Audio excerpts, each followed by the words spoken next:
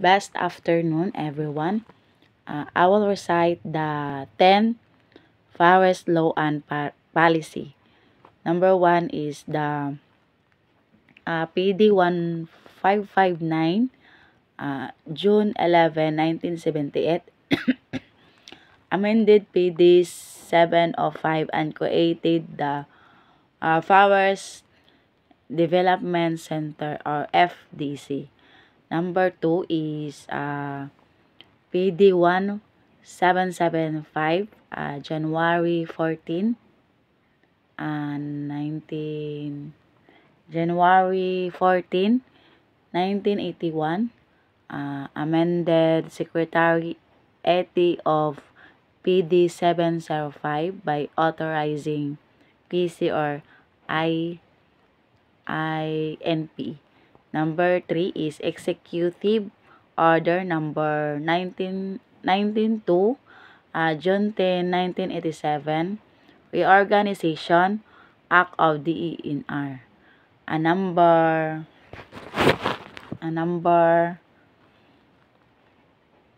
4 is Letter of Instruction number 1260, July 28, 1982, implementation of ISP. Number 5 is PD 1151, June 6, 1977, Philippine Environmental Policy. Number 6 is PD 1152, June 6, 1977, Philippine Environmental Code.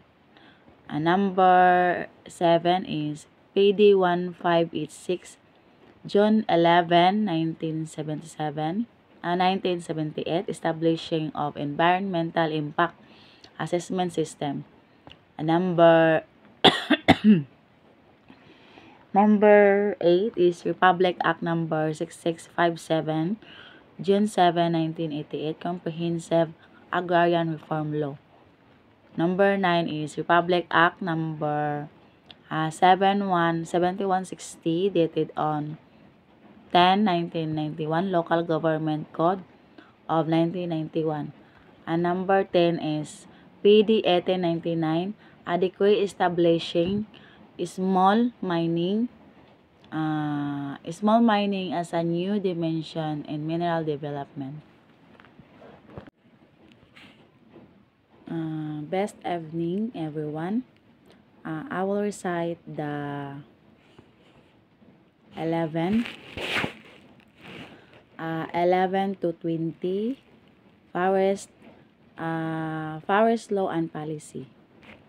Number 11 is PD 1899,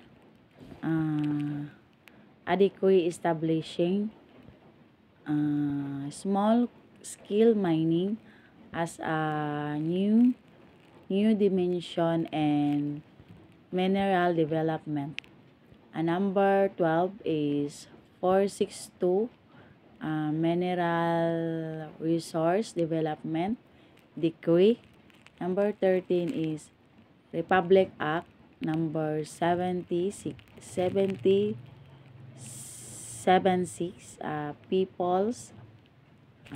People Small Scale Mining Act of 1991. Number 14 is Republic Act number 7161, October 10, 1991, Act incorporating certain section of NIRC as amended to PD 705 as amended. Number 15 is Republic Act number 7586, June 1, 1992, National Integrated Protected Area System Act of 1992. Number 16 is Executive Order number 292, July 25, 1987, Administrative Code of 1987. Number 17 is Executive Order number 263, July 1995, Community-Based Forest Management. Number 18 is Executive Order number 725, September 5, 1981, facilitating the establishment of ITPS. Number 19 is Republic Act number 9175, dated November 7, 2002. Censo Act of 2002. Number 20 is Republic Act number 7942, dated March 3, 1995, the Philippine Mining Act of 1995. Best evening, everyone. I will recite the 21 to 30 Paris Law and Policy. Number 21 is Republic Act number 9147, dated July 30, 2001, Wildlife Resource Conservation and Protection Act. Number 22 is Executive Order number 318, promoting sustainable forest management in the Philippines. Number 23 is Republic Act number 7586, dated June 1, 1992, National Integrated Protected Area System Act of 1992. Number 24 is Republic Act number 9749, dated June 23, 1999, Philippine Clean Air Act of 1999. Number 24 is Republic Act number 8371, dated October 29, 1997, the Indigenous People Right Act of 1997. Number 25 is Republic Act number 9003, dated January 26, 2001, Ecological Solid Waste Management Act of 2000. Number 26 is Republic Act number 8749, dated June 23, 1999, Philippine Clear Air Act of 1999. Number 27 is Republic Act number 9275, which took effect on May 6, 2004, Philippine Clean Water Act of 2004. Number 28 is Executive Order number 318, dated June 9, 2004, promoting sustainable forest management in the Philippines. Number 28 is Executive Order number 23, dated February 1, 2011, February 1, 2011, declaring memorandum on the cutting. 29 is Executive Order number 318, dated June 9, 2004, is promoting sustainable forest management in the Philippines. Number 30 is Republic Act number 9512, dated December 12, 2008, the National Environment Awareness and Education Act.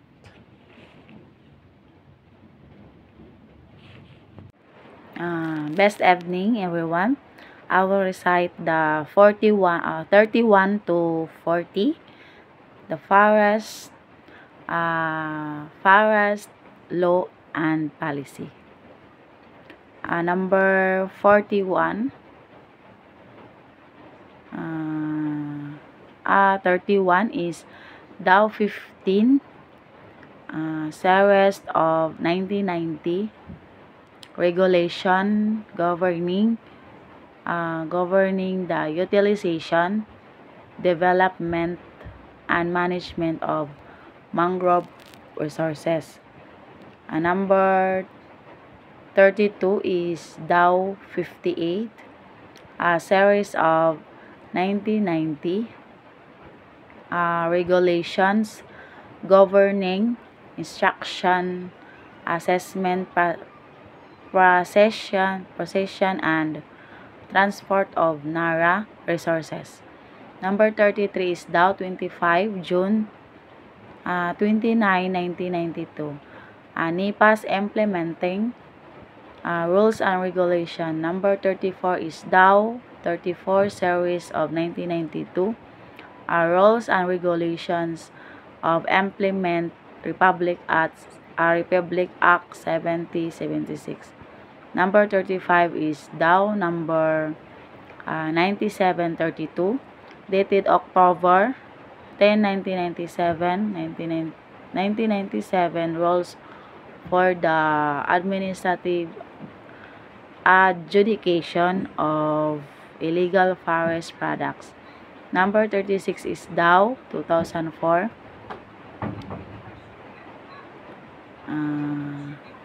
Revised rules and regulation for the implementation of the CBFM.